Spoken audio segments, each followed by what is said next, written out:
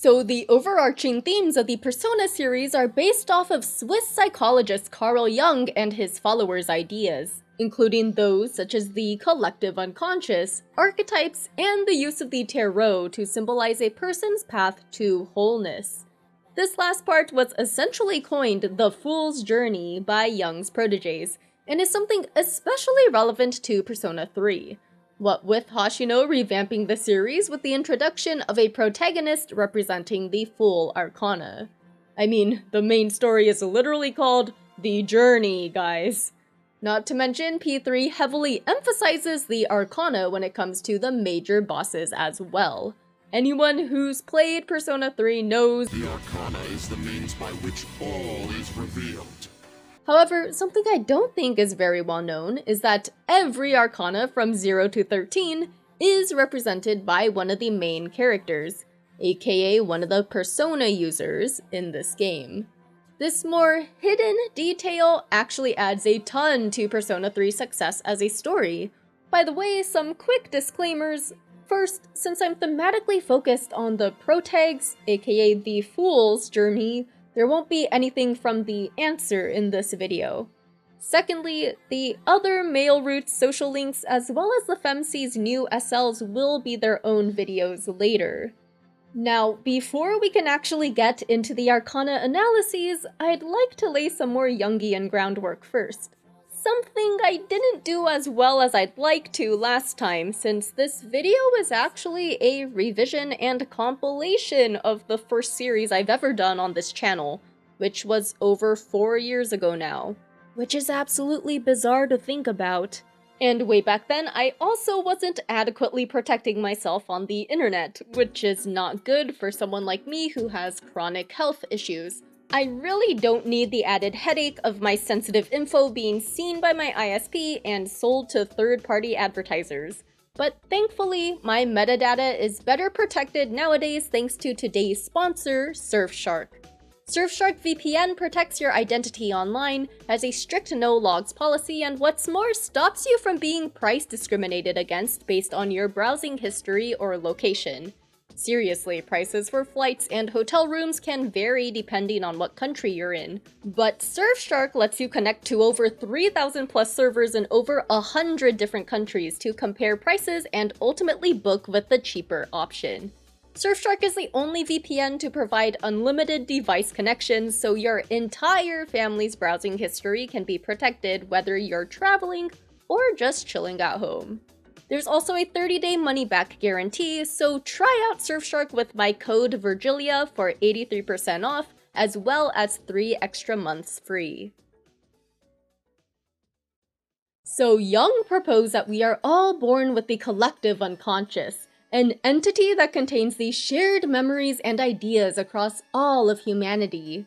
Just as there are similar myths and legends across all cultures, there exist the archetypes that manifest as the persona we use in the game. Archetypes are certain idealized images of a person or role that transcends cultures and time periods.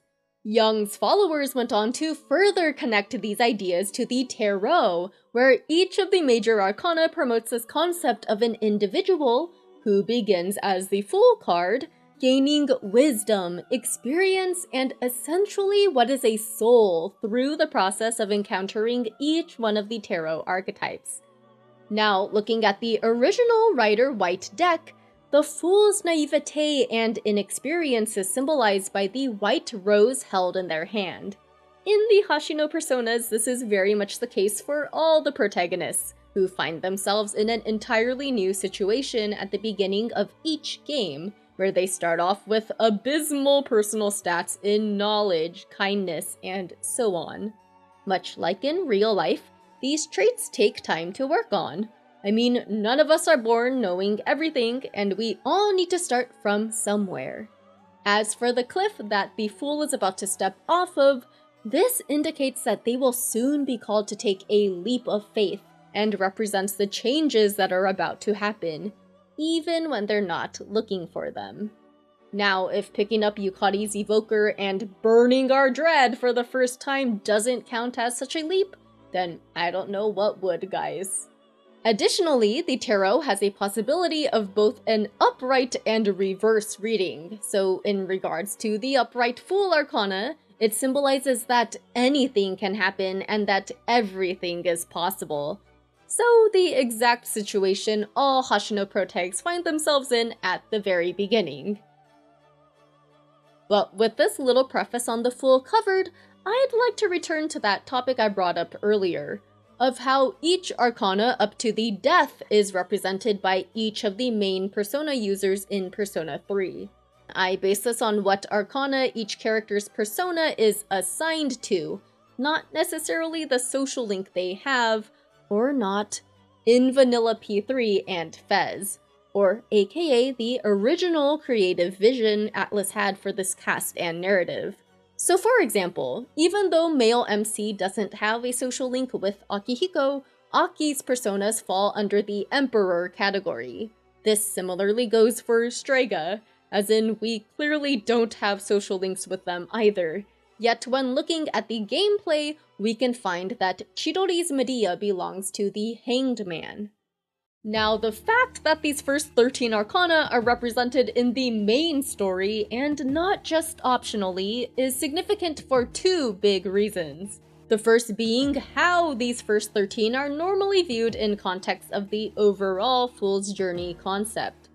So after encountering number 13, the Death Tarot, the Fool experiences an ego death and emerges metaphorically as a whole new person when moving on to the Temperance. So in other words, the Death Arcana serves as this sort of divider between the more grounded 0 through 13 arcana and the more celestial concepts of 14 onwards. This is symbolized in the original tarot imagery and how the Magician to Hanged Man feature mostly human figures. Meanwhile, the Temperance onwards are characterized by more esoteric things. This leads me to the second reason as to why I find this all so significant. The following characters that will feature in this video are all ones we'll encounter no matter what in the game. According to this official interview back in late 2012, the programmers thought it'd be impossible to max all the social links, though some giga-chads figured it out. So it only makes sense to me that the devs would want to make sure the relevant arcana are at least included in the main story, regardless of which social links the player chooses. And in regards to the Fool's Journey, actually encountering these different tarot is vital to attaining the World Arcana. But lady, if all the arcana are important, why not include all of them in the main story? Well, for one, I definitely think it was a good call to stick only to the first half of the Fool's Journey, since there are already so many characters in P3 and trying to cover anything more from the Temperance onwards just wouldn't be feasible without making the main narrative way too convoluted. Especially since there are already complaints that some characters were underutilized. These first 13 arcana do enough to get the meaning of the Fool's Journey across, all while still avoiding bloating the cast too much if the latter arcana were also to be represented by one character each. Plus, the biggest boon to ending on death is that, given the overarching theme of Persona 3, it makes perfect sense for the culminating arcana to be exactly this in the main narrative. I'll return with more analysis on this stuff right before we get to the World Arcana later in the video, but hopefully I haven't lost you guys yet. I know this was one big chonky opening, but with it out of the way, we can finally move on to the actual analyses of these arcana. Starting with the first archetype of the Fool's Journey, the Magician. In brief words, the Magician teaches the Fool the value of one's inner potential and how to manifest the destiny he or she so chooses.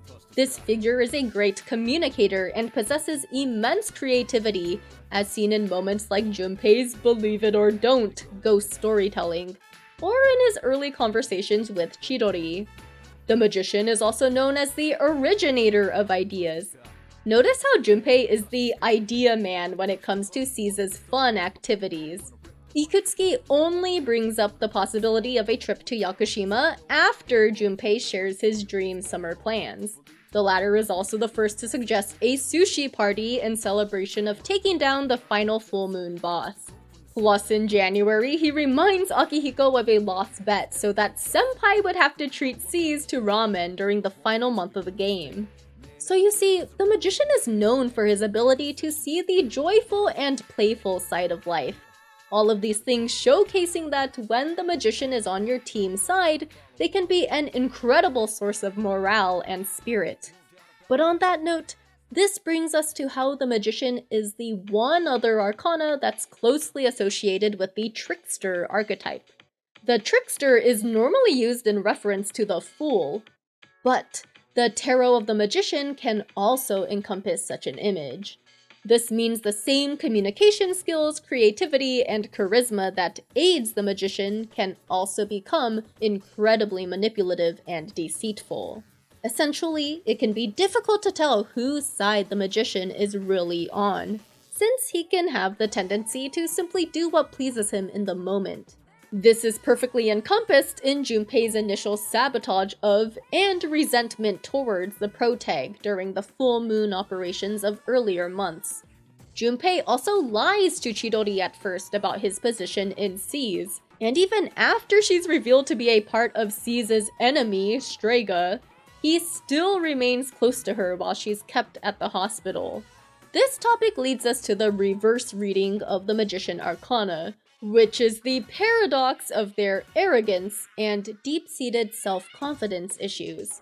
The once energetic magician gets stuck in personal passivity and a lack of originality, as shown via Junpei's monologues to himself and the low mood he has for the latter half of the summer break.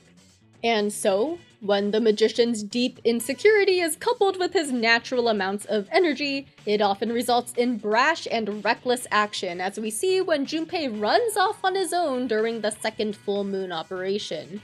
You could even argue that his interactions with Chidori, which really just started on a whim, ended up somewhat sabotaging another C's operation due to his kidnapping and resulting inability to join them. However, Junpei eventually comes around and reveals how much he's changed in large part thanks to his relationship with Chidori. His reasons to challenge Nyx reflects how he's carefully ruminated over his ideas this time, that he's done some actual introspection before choosing to act upon them, demonstrating the growth from his prior rash nature. What's more, his heartfelt one-to-one with the MC in January shows his progression from deep insecurity to greater self-confidence. This also confirms that he truly is on the protag and Caesar's side. You see, when in peak form, the magician symbolizes the ability to translate one's inner potential into action, and is described as the ultimate miracle worker in the tarot deck. Junpei's love for Chidori and his refusal to give up on her prompted a genuine miracle in which she sacrificed what remained of her own life to revive him from certain death. So in conclusion, the upright magician teaches the fool how to use all the creative energy within and around himself to realize his ideas and achieve success. Now, before we move on to the Priestess Arcana, I'd like to go over the Jungian concept of the Anima and Animus first.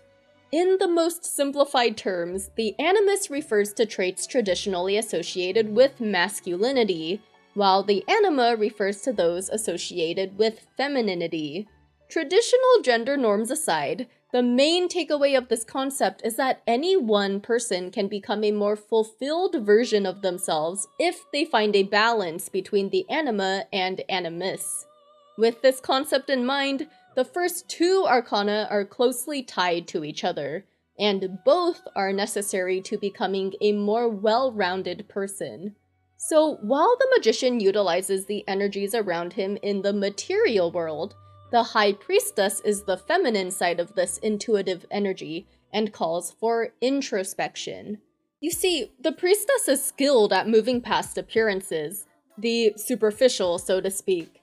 Persona 3 explores this arcana in an incredibly tangible way via Fuuka and her navigator role. Since shadows are known as the repressed or unwanted parts of ourselves, Her ability to sense the unnatural and generally unknown attributes of the shadows during gameplay reflects her role of translating these things in a way the Fool can understand. What's more, right after she officially joins, her ability to immediately grasp Ikutsuki's research, as in the Arcana implications of the shadow bosses, just further goes to show her keen intuition for the otherworldly. Plus, she's actually able to locate all said bosses, even the ones that try to deceive her, such as the Hermit. Since in peak form, the Priestess possesses great personal intuition and ability to get in touch with our inner selves, a realm we often neglect. But that also leads us to the reverse Priestess. The reverse reading is characterized by repressed feelings and an excessive trust in others' opinions as opposed to one's own gut feelings. Now, Fuuka's insecurities perfectly encompass these things, like when she accepts the offer to join Seas without any hesitation, though this is in large part due to the outside validation she receives for her skills as navigator. Then later, after Shinji's death, she blames herself for not trusting her own intuition when he told her he'd be late to the operation the night prior. And during her talk with Natsuki on the school rooftop, she says that she used to try and please everyone, revealing just how much weight she put on what others thought of her. Her social link further expands on this concept. For example, she wishes to make something nice for Seas to express her gratitude, though the subtext implies she's actually just trying to prove her worth to them. She consistently doubts her own skills and berates herself before she even begins tasks, as is shown when she tries to buy spices to use in her cooking, yet goes on to tell herself that these wouldn't make a difference anyway before she's even tried them out. However, after Yukari tries the rice balls that Fuuka made, she reassures her that friends don't owe each other anything. These encouraging words lead to Fuuka truly coming out of her shell for the remaining ranks. But even regardless of the social link, Fuuka's growing confidence is shown as Persona 3's main plot progresses. Her friendship with Natsuki showcases the Priestess's natural gift in seeing past the superficial in particular. Fuuka ended up getting to know her former bully, the real Natsuki that said person hides from everyone else, which ultimately led to them becoming genuine friends. So recall that the Priestess is the mediator between the unknown and that which is already plainly known. Fuuka is able to connect Yukari to the truth of her father's research via restoring the footage of the original true video. And she further demonstrates the upright Priestess in December, when she says her main reason for fighting Nyx is wanting to be true to herself. So in other words, not for anyone else's reasons, but her own. So in conclusion, the Priestess teaches the Fool to look past first appearances, and instead to value his own intuition. But now we've arrived at the other two Arcana that are closely tied to each other, the Empress representing the feminine, and the Emperor the masculine. Mitsuru Kirijo, Persona 3's Empress, is the archetypal motherly role and teaches us the joys of nurturing and supporting those around us. Just one example is the care she shows for all the students at Gekkoukan High via her role as Student Council President.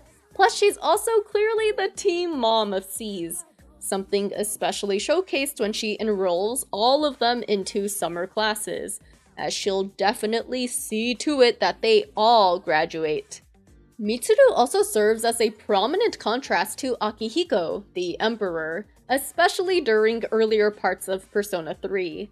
A slight example occurs during the second full moon, where Akihiko is bummed that he won't be able to join the newbie trio that night. But Mitsuru vouches for their younger teammates, believing they are ready. She further demonstrates this motherly care when she praises Seas not only for their individual talents, but for their overall group achievements after each major operation's success. But her contrast to Emperor Akihiko is most noticeable during the Fuuka rescue attempt. Aki is prepared to risk everything and storm right into Tartarus himself if it means rescuing the missing girl. But in contrast, Mitsuru is concerned not just for Fuuka's safety, but the entire team's as well, and that obviously includes Akihiko. It can also be argued that her motherly instinct to defend loved ones first demonstrated itself via her initial persona awakening in order to protect her father. However, Mitsuru also demonstrates the reverse aspects of the Empress. You see, while it's true that the reverse reading can come off as too overbearing and stifling, so like a mama bird refusing to let her kids leave the nest, the negative aspects can also manifest as spending too much energy on meeting the needs of others, all while neglecting one's own, like the sacrifices so many mothers make for their families.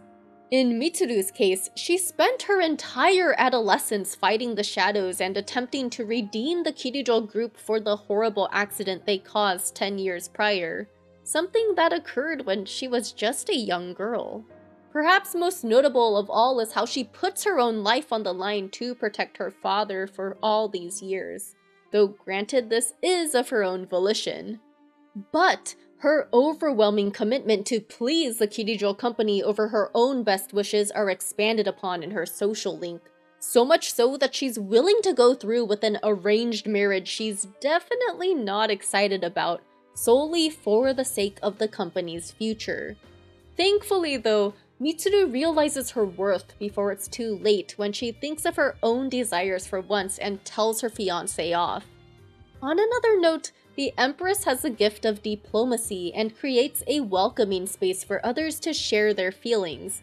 You know, like how mothers are often viewed as the mediators of their households. One example in Mitsuru's case is right after Ryoji reveals the truth about Nyx's inevitable arrival. Team Mom invites all of C's to share and discuss their thoughts about this impending doom, and there's no doubt that members are honest with each other during this meeting. So overall, the Empress shows what unconditional love looks like. Even though she had a rough relationship with Yukari at first, she doesn't hold anything, including the initial wariness and accusations the junior had against her. They even become great friends after the Kyoto trip, mostly thanks to Yukari herself to be fair. The upright Empress further demonstrates the joys we experience in connecting with our loved ones, as is shown when Mitsuru, who otherwise kept more distance from other party members earlier in the story, visits Yukari of her own accord in December, where they affirm their decisions to fight Nyx.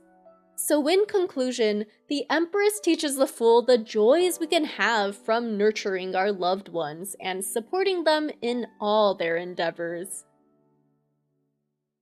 Now I'm sure you've all been waiting for this. The fourth archetype the Fool encounters is the Emperor, our very own star in the ring, Akihiko Sanada. This is the archetypal fatherly role in the tarot, and in brief words teaches the Fool about power and order. So on one hand, he imposes structure and discipline, all in an effort to develop the necessary strength to obtain his desires.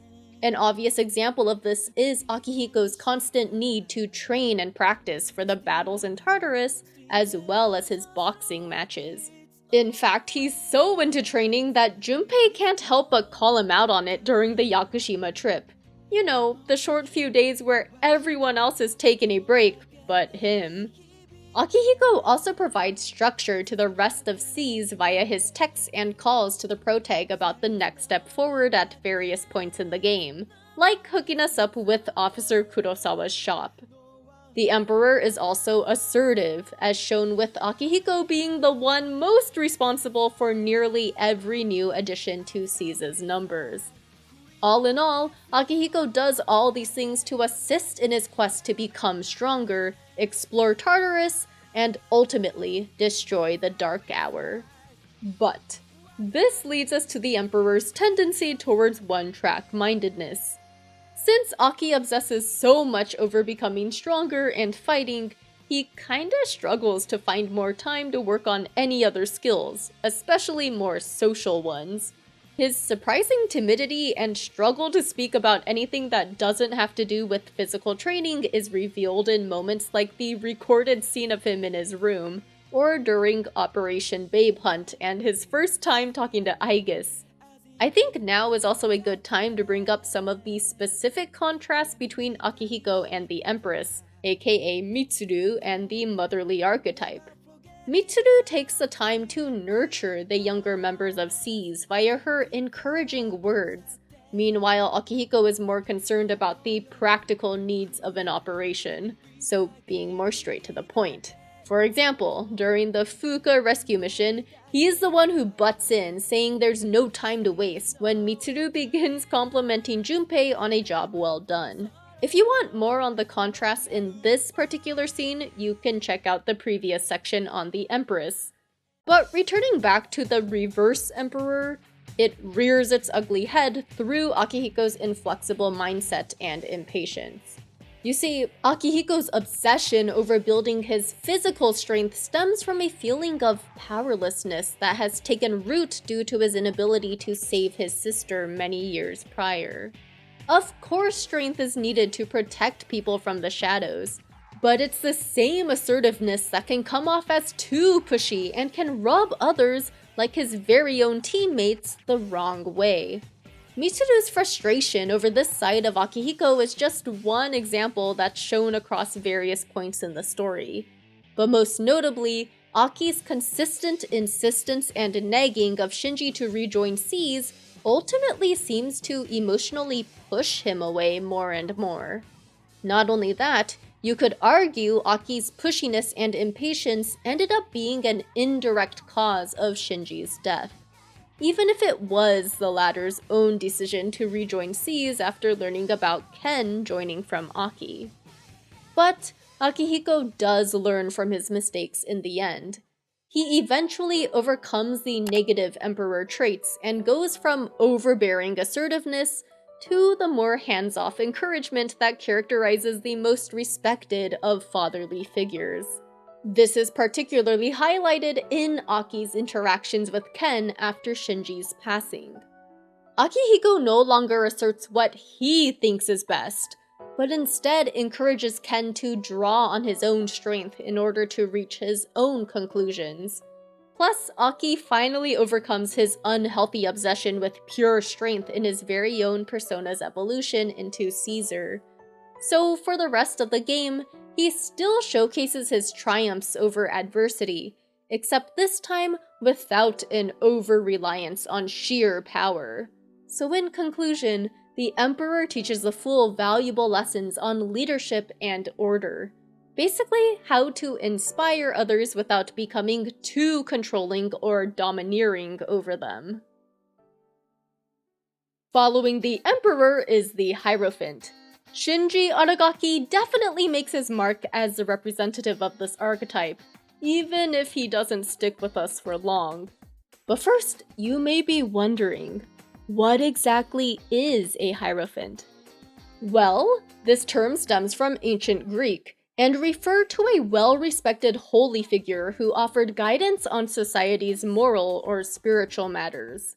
So you see, the Hierophant Arcana in general encompasses this guiding figure who has already tread a certain path, and thus can impart their knowledge to others. It may be hard to spot at first, but Shinji offers this in spades to both SEAS and Strega. So dipping into Strega's side first, Jin knows exactly who to go to for valuable intel on SEAS's overall motivation and end goal. Shinji is also there to save Chidori when her persona is about to strangle her in the hospital. Then when it comes to SEAS, Shinji is there to bail the protag Yukari and Junpei out of a sticky situation when they make the unwise decision to visit the sketchy part of town. And not only does he save them, he also enlightens them to the truth behind this ghost story rumor that's been spreading around regarding Fuuka's disappearance. Shinji also consistently warns Akihiko about his obsession with power. One such example occurring on June 23rd when he tells Aki that he's no different than himself, as in, someone who focuses too much on the past. Shinji and Ken's mom is to Aki and his sister Miki. Shinji also explains the true nature of Strega's personas, and is sadly even taking those pills himself. On that note, let's get into how Shinji demonstrates the reverse aspects of the Hierophant. The reverse of this archetype can find themselves suffocated by rigid social and moral order. You see, the Hierophant upholds and respects the systems in our society. Shinji just can't let go of what happened in the past. The fact that his persona killed an innocent person. And not to take away from the tragedy of that, but it was never Shinji's intent to kill Ken's mom. It was out of his control, and yet he can't stop blaming himself for what is, understandably, despicable to society's moral compass, taking the life of another individual. But sadly, Shinji's judgment of himself doesn't stop there. Enter those fatal pills that Strega also takes. Shinji's refusal to let go of his guilt leads him to begin self-sabotaging in this way. What's more, this shows his own reluctance to rely on others for advice, even though the Hierophant does this for others. This is best seen in the heated confrontation that Akihiko initiates in September. Shinji's biting response reveals just how adamant he is to go at it on his own, all in an attempt to avoid troubling seas. The Hierophant is a compassionate figure, and one who tries to do the right thing, as seen in how Shinji tries to make it up to Ken. This leads us to the ultimate tragedy of Shinji's character, though. He's fully self-aware of all the harm he's doing to himself. Nevertheless, he continues along this path until it leads to his demise. However, though the circumstances are more than unfortunate, Shinji's final moments act as a core guiding light for both Ken and Akihiko. The Hierophant archetype represents someone who has more life experience than the person in need of guidance. And so, Shinji's final words to Ken, and the finality of his death, acts as a major driving force for both Ken and Aki going forward.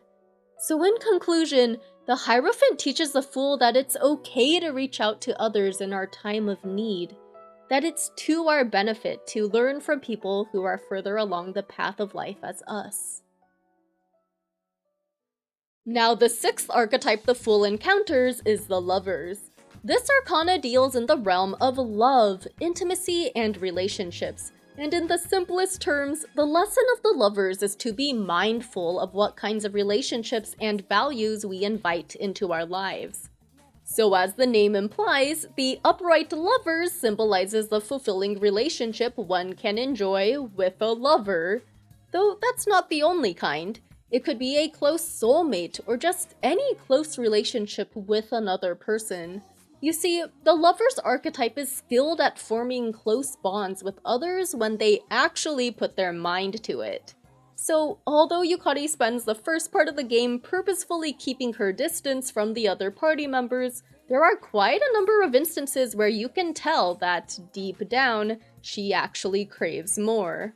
For example, when the protag finally wakes up after his initial persona awakening, Yukari can sort of relate to his background, and so shares about her own dad. But most notable is how she's wanted to talk about this aspect of her life with someone else for a long time. Then later during the third full moon, she attempts to make conversation with Mitsuru when the two are alone together, all in spite of her still lingering misgivings about the Kirijo heir.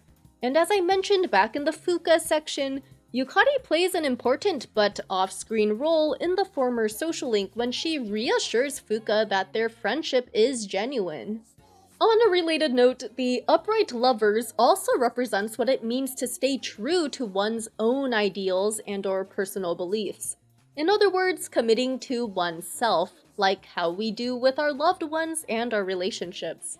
For Yukari, this is most easily seen in the faith she has in her father despite all the red herrings that pop up during the game. But before we can dive any further into this, I think it's important to cover the reverse Lovers traits first.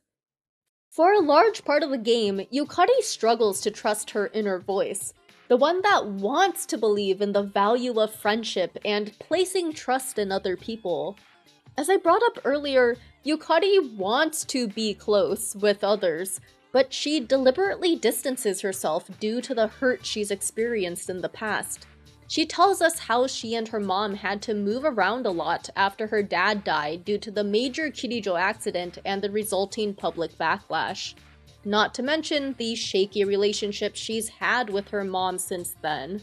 You see, Yukari's tendency to lash out at her, as well as Mitsuru and even the pro-tag at various points in Persona 3, definitely reflects another reverse trait of the lovers.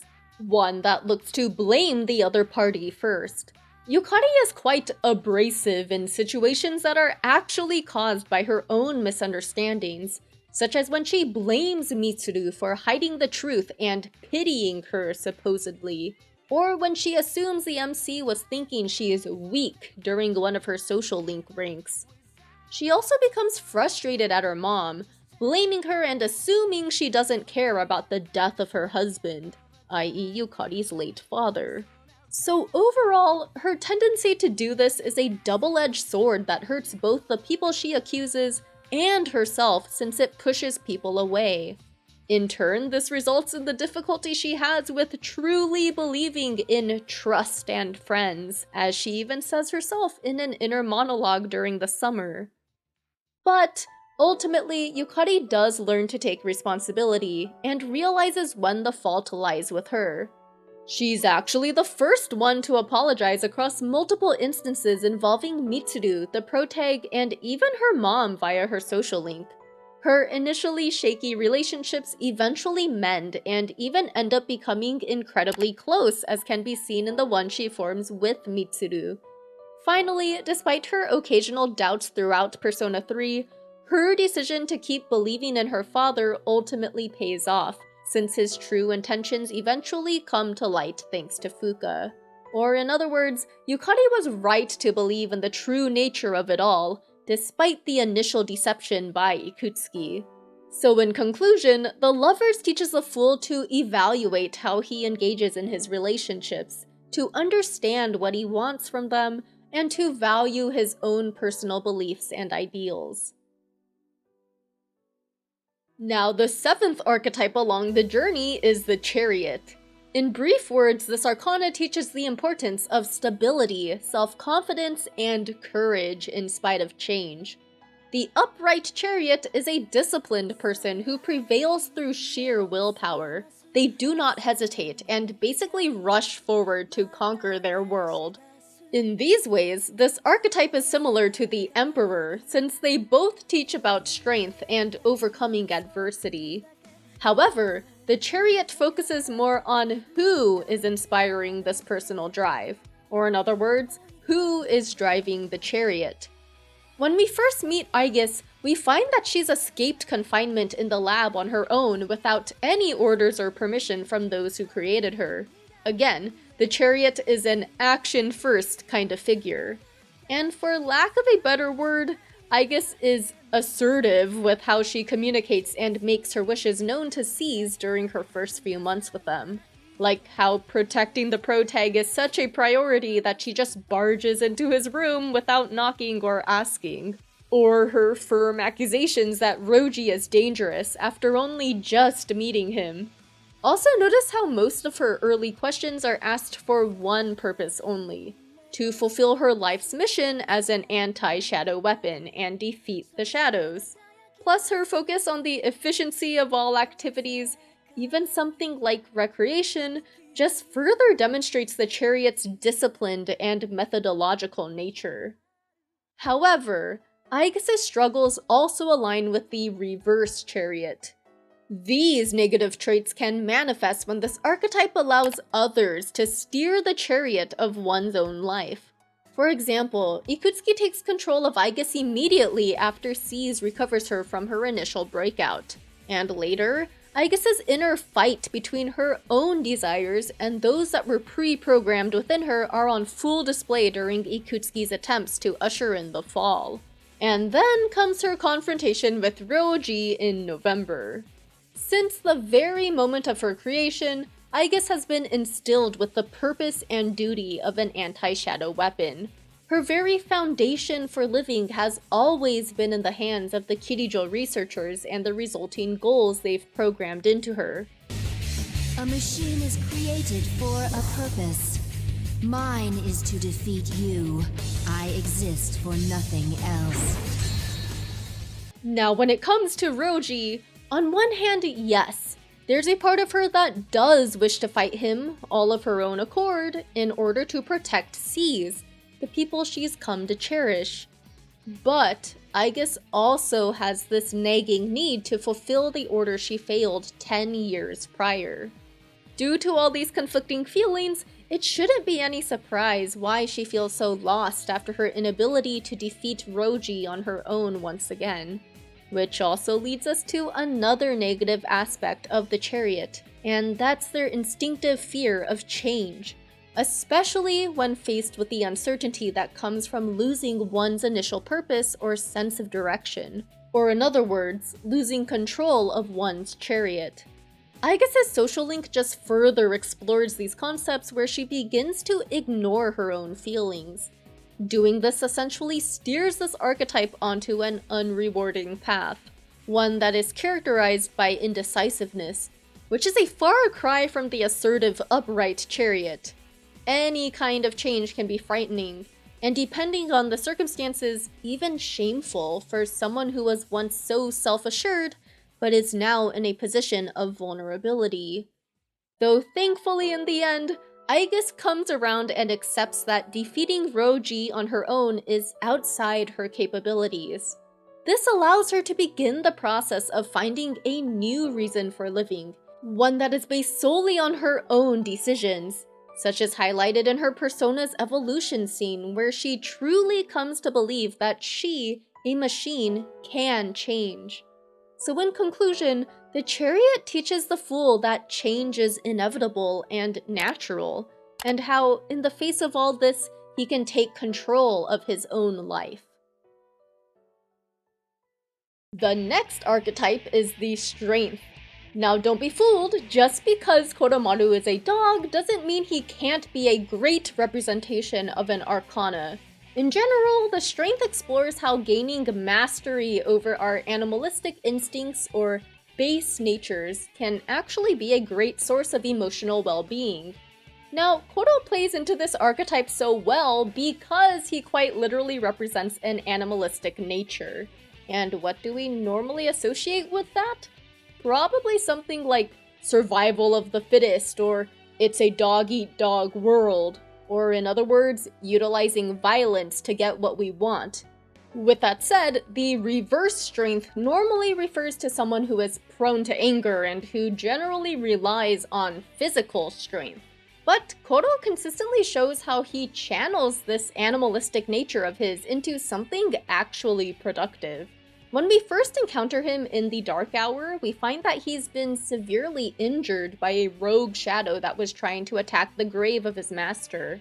However, it's what Aigis translates that really stands out. Koro protected the shrine because it was a place of peace. His reasons aren't just based on blind emotion for his master or pure rage at the shadow, but for something actually thoughtful. Or in other words, something akin to human reason. You see, when it comes to the Strength Arcana, it's more than just simply suppressing our base tendencies, but instead coming to an actual understanding of them so that we can then turn them into our strengths. An instinctual nature people usually attribute to dogs is loyalty, right? Well, Koromaru turns this inherent quality into his reason for fighting the shadows, to protect not just the shrine from earlier, but also to protect all his new friends. As I already mentioned in my P3 and Mythology video, Koro truly represents the upright Strength tarot. The game mechanics support this via his persona stats being already up to par with the other human Seas members' ultimate personas. Cerberus didn't need to evolve because Koro already embodied the upright strength all along. This also makes him such a great foil to Shinji's caster, who also never evolves, but for the opposite reason. Shinji dwells for too long in the reverse traits of the Hierophant, which all play a big role in his early death. But back to Koro-chan, let's go over other moments that reflect his already existing maturity. For example, when he's told he can't join C's in school, he doesn't lash out or become violent or even try to disobey and run there anyway. He also knows exactly when his best traits of being a dog are actually needed, like when he comforts Ken after the young kid is reminded of Shinji's passing. Meanwhile, Koro can also turn on that aggressive switch when necessary, becoming the firm and stalwart defender of C's against the enemies of the Dark Hour. And just when it seemed like Atlas forgot all about Koromaru during Ikutsuki's crazy attempt to sacrifice everyone, good old doggo really does swoop in for the biggest of saves, showing us exactly what makes Koro man's best friend. So in conclusion, the strength teaches the fool to refine his most basic desires, to turn these impulses into the rational assets that can guide him through life. Well, now we've officially reached the first of the Strega representatives, starting with the Hermit. Jin Shirato deeply adheres to this archetype, but mostly in its reverse traits. Interestingly enough, he and Takaya are unlike Chidori in that they both never fulfill the upright reading of their respective arcana. With that said, the Hermit is supposed to teach the fool the value of solitude and self-reflection, since introspection only aids us on our path to self-discovery. This figure seeks out alone time in order to develop their knowledge and skills. So when it comes to Jin, he does reflect some of these traits, seeing how his skill with tech, computers, and the internet are all things that are normally developed in solitude. And this is just an observation of mine, but Jin is the only one of the 3 Strega members who C's never encounters solely on his own. Well, aside from our final battle with him. So I guess that could imply he was preparing or working on stuff all on his own in like some hermit cave off screen, potentially? Because he's the stereotypical smart guy or brains of Strega. The strategist, so to speak, who essentially keeps Takaya on track when the latter gets too worked up. He also pieces together the coming of Nyx from Ikutsuki's research alone. On this note, the Hermit is actually similar to the Hierophant in how they both possess an inner wisdom that's meant to be shared with others. So the upright Hermit should be sharing the knowledge he obtained during his solitary journey with people once he returns to their company. But conversely, Jin never shows any inkling of thinking about the larger group. Even though he amasses plenty of followers on his internet accounts as he grows Takaya's cult, he shows no indication that he actually cares for any of these people. It's actually Takaya who believes he's helping others via the promise of Nyx's salvation. Meanwhile, Jin's only in this to help Takaya become the true hero.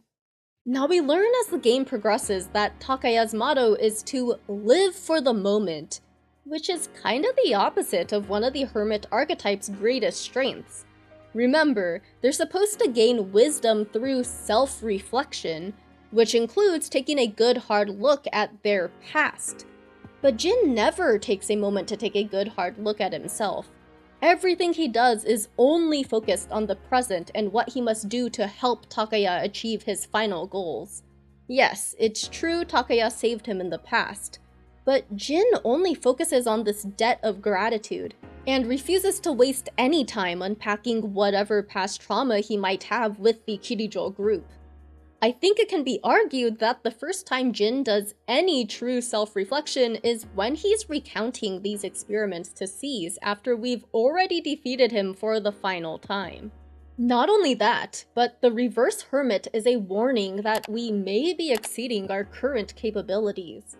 You see, the Hermit is knowledgeable and therefore is quite the capable person, yet that doesn't mean they are infallible. Now, whether it was Takaya's or Jin's original idea, it's clear the latter thought he could defeat C's on his own in that final battle. which was a definite overestimation by Jin, unfortunately. Strategically, he and Takaya probably would have stood a better chance if they stuck as a tag team like the last time. The final nail in the coffin is that Jin claims Takaya has shown him what freedom truly is. Yet Takaya's very motto stifled any growth Jin could have had in the end. Jin never seems to figure out his own purpose outside of Takaya. He never strays from under the Strega leader's wing and simply works tirelessly to help the young man achieve his own goals. And yet, the ultimate irony is that Takaya never got to achieve his final wish.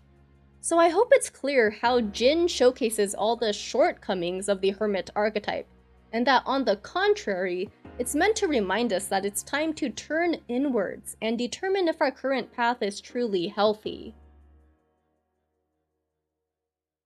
I find it quite fitting how the inseparable Strega duo ended up being back-to-back Arcana representatives. That's right, we've now arrived at the 10th archetype, the Fortune, or aka Revolver Jesus.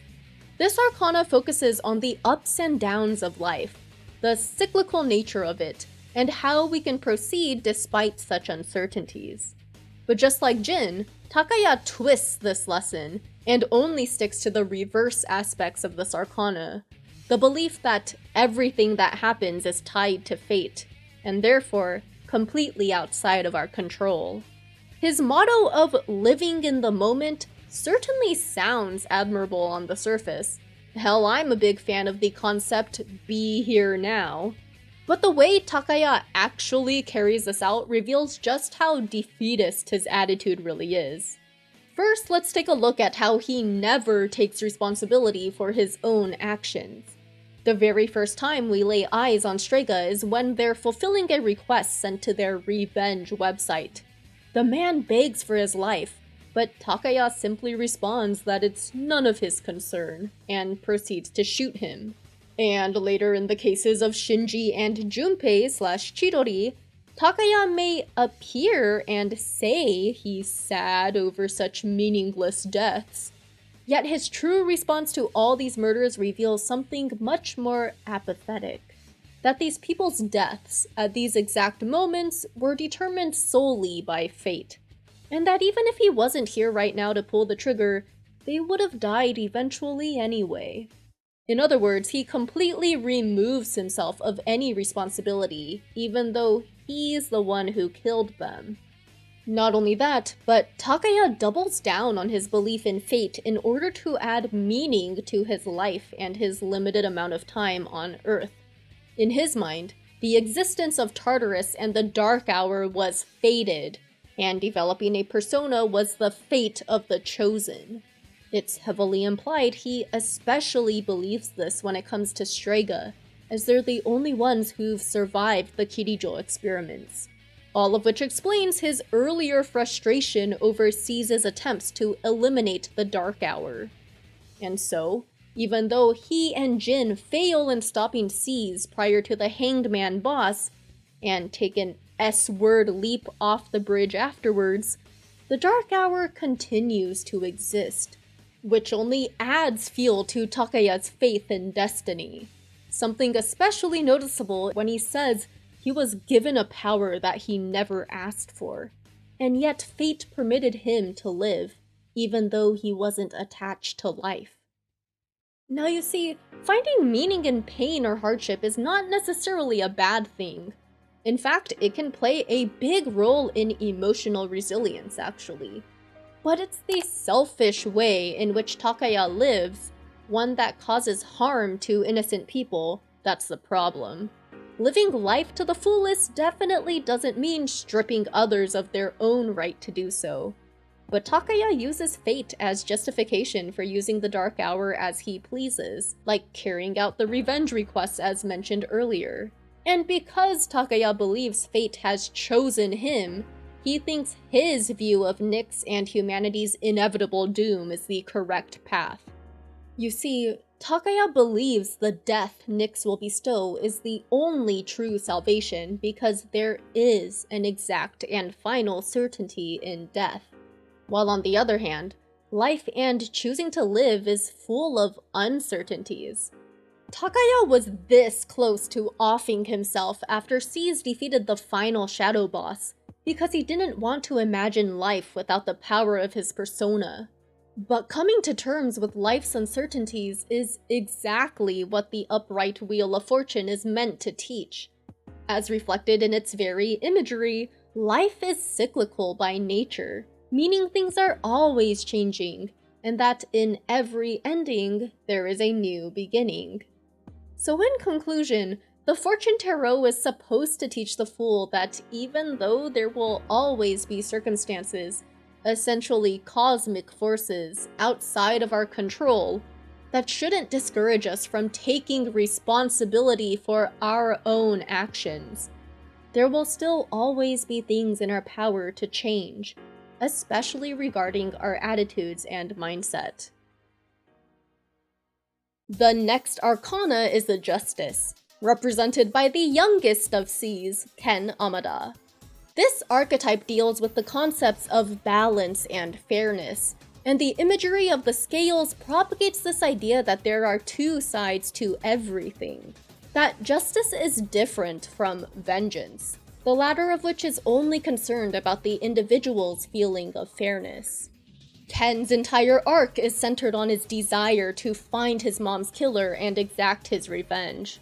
Now it's true that there is blood on Shinji's hands. He certainly isn't an innocent man.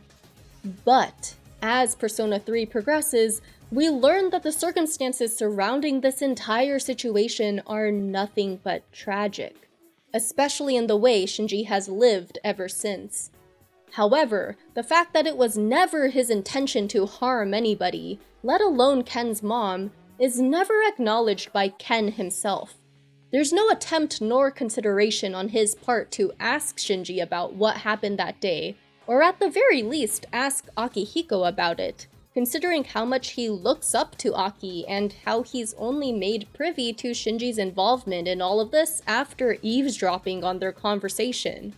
But Ken displays no desire to understand the actual truth, and only goes off of what he's overheard, which leads us to the reverse reading of this Arcana. The reverse justice warns us that we are failing to see the other perspective, or the other contributing factors, that we are falling into the trap of seeing only our own biased point of view. Think about what constitutes a fair trial in a court of law. The jury is presented both sides of the story before making their decision. The Upright Justice Arcana is all about this search for truth so that the most equitable outcome can be reached for all parties.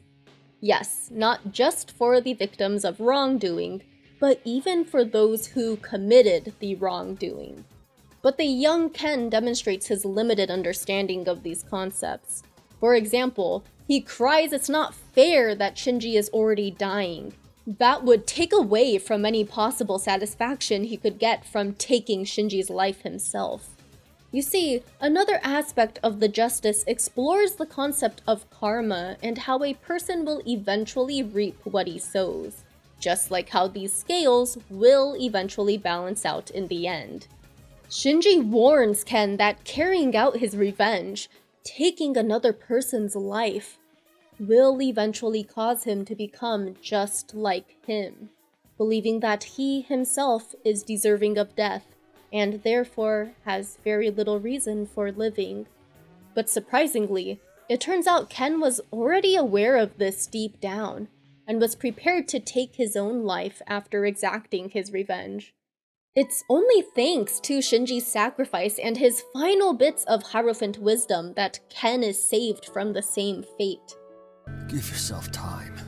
Let your anger be your strength. Come on, kid, you're just a kid. You've got your whole life ahead of you, so don't waste it. Make it your own. Which gives the young kiddo the final push to realize the true upright justice. One which not only condemns the guilty and wicked, but also protects the innocent. Caesar's goal of eliminating the Dark Hour would definitely accomplish this. So in conclusion, the justice teaches the fool about the moral and karmic balance of the world, and how true justice is objective in nature and takes precedence over any one person's feelings of fairness. We finally arrived at the 12th Arcana, the Hanged Man. Now, this name alone gives us room for pause, right? I mean, compared to most of the other tarot designs, the imagery here is rather unsettling, and even disturbing. You see, the Hanged Man symbolizes being caught between two paths or two worlds. Depending on the angle you view this figure from, he's either dangling precariously via a rope, or is donning a graceful pose, similar to a dancer practicing ballet. Chidori herself is at a crossroads between sticking with Strega and her growing desire to be with Junpei. Interestingly enough, she appears to be the outlier of the Strega trio in many ways. For one, we barely hear a word from her before her scenes with Junpei, and overall she appears much less self-assured about why she's doing any of the things she's doing. Her purpose, so to speak. She even asks Junpei what he does to feel alive. Meanwhile, her art and, sadly, her self-inflicted wounds are implied to be the only things that keep her going. This is very much contrary to Jin and Takaya, the completely unwavering ideologues. You see, when it comes to the reverse Hanged Man, this figure allows themselves to be swayed by external opinions, which keeps them in a state of victimhood or servitude and prevents them from living unabashedly on their own terms. As for Chidori, she's clearly the most passive of the three Strega members. Even when she kidnaps and threatens Junpei during one of the full moon operations, it feels less like she's doing this because she actually sides with Takaya's beliefs, and more that she's simply demonstrating her loyalty to Strega. But her confinement at the hospital begins to change her in ways she never expected. She slowly allows herself to enjoy the time spent with Junpei, and the subsequent result is that she essentially starts enjoying a more healthy version of Strega's own motto, living in each moment as is given to her. However, this poses a big dilemma for the once apathetic Chidori, since she's now opened herself up to a tough pill about reality. And that's, once we begin to enjoy things in life, it can be scary to think about how they can be taken away from us at any given time. This brings us to another major aspect that characterizes the Hanged Man, and that is sacrifice. Remember, this arcana is stuck between two roads, and to take one, the other must be inevitably sacrificed. And so we arrive at Chidori's final major conflict. Takaya and Jin break her out of the hospital, and at first she remains subservient to them, and even tries to find comfort in Takaya's words as she's battling seas. But the things she says during this fight demonstrates the indecision that characterizes the Hanged Man's dilemma. Well, until she's left with no choice but to make up her mind and choose her path. Junpei is fatally shot by Takaya, which leads us back to the concept of sacrifice. The very placement of this arcana between the 11th and 13th quite literally depicts the fine balance between life and death. This normally symbolizes that some sort of sacrifice will need to be made to achieve inner peace, though Chidori takes on the most extreme depiction of this in that she exchanges her own life to save Junpei's. She comes to accept that she was actually just scared of becoming attached to life, especially given how much she's come to cherish Junpei. But ultimately, she makes her decision and chooses her path, cutting ties with Strega and essentially reversing what Takaya did, all of which allows her to pass on having achieved inner peace. So in conclusion, the Hanged Man teaches the fool that sometimes sacrifice is necessary, that we'll all eventually encounter a situation where we are forced to select a single path in order to move forward with our lives. And now we finally arrived at the culminating arcana of Persona 3's lore and story, represented by none other than Pharos and Ryoji. Now, the main message of the Death Tarot is that all things eventually come to an end. No one is immune to periods of transition and change. This concept is what makes the Death Arcana the perfect bridge between the first, more grounded half of the Fool's journey and the more celestial ideas of the second half. Now, this may come as a surprise to some of you, but Pharos is mostly representative of the upright death. Though he warns us about each approaching full moon, the inevitable changes coming, so to speak, he nevertheless encourages the protag to embrace the challenges that come Caesar's way. He's even the one who started us on our journey that first night. The kid's friendly demeanor also reflects the notion that death isn't something we should fear. Rather, it should encourage us to make the most of each opportunity since time waits for no one after all. I mean, Pharos himself constantly reminds the MC that they will always be friends, which is symbolic of the only real certainty in life, the fact that all people will die one day. Similarly, all good things eventually come to an end. Something that's especially reflected in Pharos' final rank up, where he says their interactions have been a genuine miracle and a lot of fun, but it's inevitably time for him to say goodbye. Regardless, this experience is something he will always cherish. But that's not the last we see of Pharos. He actually reappears as this living, breathing human, Ryoji Mochizuki. It's heavily implied that this is due to him having learned all about humanity and the joys of life through the eyes of the protag and the bonds the latter has made with C's and his other social links. This is why Ryoji initially appears very much like Pharos before, or aka the Upright Death. One who approaches life with such gusto, making the most of each opportunity. But Ryoji's true stance as the reverse death solidifies itself after the fateful encounter with Aigis. In the days following, he meets with C's to warn them about the coming of Nyx and how, most importantly, there's nothing they can do to stop it. However, he offers them a way out of their despair. If they wish, he can completely erase their knowledge of the impending doom of the world, but that would include having all their memories of the Dark Hour, both good and bad, wiped as well. In this way, Ryoji demonstrates the mentality that most people actually have towards death, that it, along with any hardships, are automatically too painful to acknowledge or think about. That instead, it's best to drown all these things out and live in peaceful, ignorant bliss. You see, Ryoji doesn't realize just how much each individual C's member has grown and matured because of the adversity the Dark Hour brought on.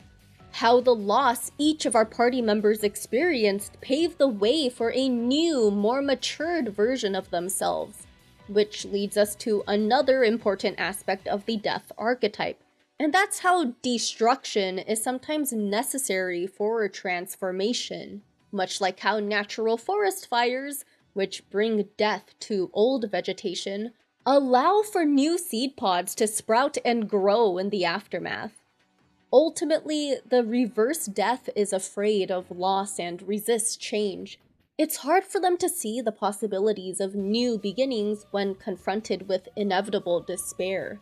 For Ryoji, there's no hope that the fall can be avoided.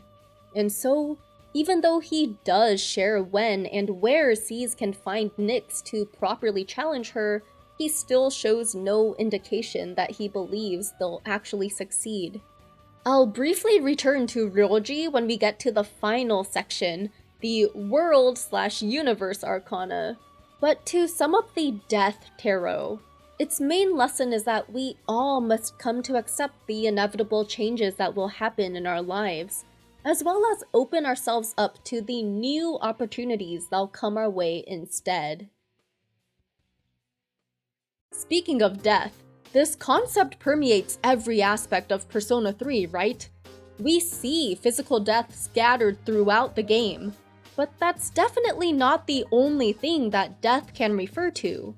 Beyond tragedy like the actual death of a loved one, it can also be a symbolic stand-in for so many other things, such as the death of one's physical health, the death of one's dream, and so on. Now, in the face of such devastating losses, it's understandable why people would want to shy away from ever getting close to people again, or simply abandon the hope that things will ever get better. Since again, any of these things can be taken away or end up leaving us again at any moment. With that said, apathy is one of the most insidious of emotions, or more like non-emotions, that we can fall prey to. And you know that apathy syndrome that plagues Tatsumi Port Island? Well, it's actually a significant commentary on modern-day Japan, especially in the continuous aftermath of the lost decade. Now decades, honestly. I highly recommend watching my video on the sociocultural context of this game linked in the cards and description. But speaking of apathy, this is what makes Persona 3 in particular so adept at handling this fool's journey concept. So regarding Persona 3's MC, he's definitely the most passive of the three Hashino protags, demonstrating a particularly noticeable apathy towards life. I mean, in the very first cutscene, he doesn't even react to the creepy colors of the dark hour and the literal coffins around town. That's how apathetic his demeanor is. The pause menu and other cutscenes only add to this, since we can see that he always has the MP3 player and headphones around his neck, the implication being that he has a way to block people out at any given time. P3's very plot progression only adds to this feeling of apathy since it's passive in nature. The characters can do nothing but wait until each new full moon comes to them, which is contrary to the more involved plot progression a la P4 and P5's characters. Lastly, the bad ending is basically us just passively allowing the world to end, choosing ignorant bliss instead. Now, onto the value of friendship. The introduction of the social link system in Persona 3 is really where this concept of the fool's journey shines. Regardless of whether the interaction is positive or negative here, each rank up does tell you something about that person. And for any one person to complete their individual fool's journey, they must be willing to connect with people. We all are the fool of our own journeys. We all begin as naive and unfamiliar with every new situation we've had yet to encounter. But we grow and change and learn how to embrace life by learning to rely on each other. And so on this note, we've arrived at the final major arcana of the entire fool's journey, the world. This is the culmination of all the lessons the fool has learned after coming to an understanding of the previous archetypal arcana. By interacting with so many kinds of people, personalities, and situations during the school year and the dark hour, it can be said that the protag has gained profound wisdom of the human conscience, as well as the philosophical concepts that are all natural parts of the world, hence the World Arcana. Now, lore-wise, Persona 3 does make a distinction for its protag in particular, claiming he achieved the Universe Arcana. This is most likely due to Nyx being a planet, as well as the actual origin of the human psyche in Persona series lore. So in other words, none of these other deities born out of the collective unconscious, aka the Sea of Souls, would exist without Nyx. Unfortunately, all of this lore is in a Japan-only club book, but if you want to know more about this, I explained the gist in my P3 Reload Theory video, but I especially recommend Nenilein's translation and video on this very topic too. But back to the protag and the universe, his credentials as to having achieved this knowledge is symbolized via the social link rank-ups. A protag that puts effort into these relationships will have a vast amount of resources and mighty personas at his disposal for the final ascent up Tartarus and ultimate battle against Nyx's avatar. And it's in this very battle where the fool's journey is beautifully reflected in the game mechanics. The fact that the final boss shifts through every arcana we've seen in the story, and the fact that the party must defeat each form before the next transformation implies that the protag, the one assigning tactics in original P3's AI system, must be knowledgeable about each specific archetype Nyx shifts into. Each form has different stats and affinities, so having wisdom as to how each archetype thinks and works is needed to properly counter each one. The procurement of the World Arcana is only obtained by combining the forces of all the relationships you made in the game. But remember, the devs originally thought maxing all the SLs wouldn't be possible, so I think this just adds further evidence to my theory about why the Arcana representation in the main story was so significant. And since the World Arcana is the only one out of all 22 to retain its positive meaning whether it's upright or reversed, this adequately explains why it has the ability to make the ultimate miracle possible in Persona's universe, the successful blocking of Nyx reaching humanity. I think what Mitsuru says to Takaya in the final confrontation is a nice way to wrap this video up. She says there's more to the world than our own individual struggles, that it's not up to any one person whether all of humanity should live or die. Other people around us have lives that they very much enjoy, oftentimes in spite of their own personal hardships. And even if we are stuck in a rut and our grief blinds us to the journeys others are experiencing, it's not up to us to deny the gift of life to any other person. But thanks to our relationships, whether it's one or many, we can find the strength to persevere through adversity, to take each day one step at a time. I think it's important to note that Persona 3's entire cast is characterized by a tragic flaw, which very much fits the Greek tragedian influence. But in spite of these flaws, it's never too late to change.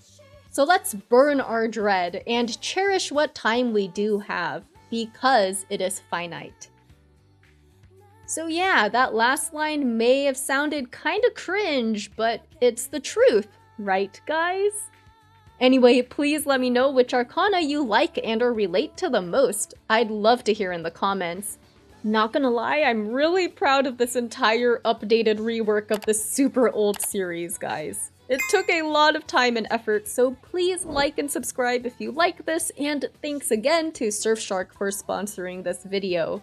Check out my other Persona analyses, follow me on my other socials, and finally, I want to thank all my patrons, especially Big Clingy, Sam Bezjak, Francesco Santoyo Rego, M. Nenilein, Platinum Rose, Malcolm Lowry, Unholy Biscuit, Peter Shepard, and Andy.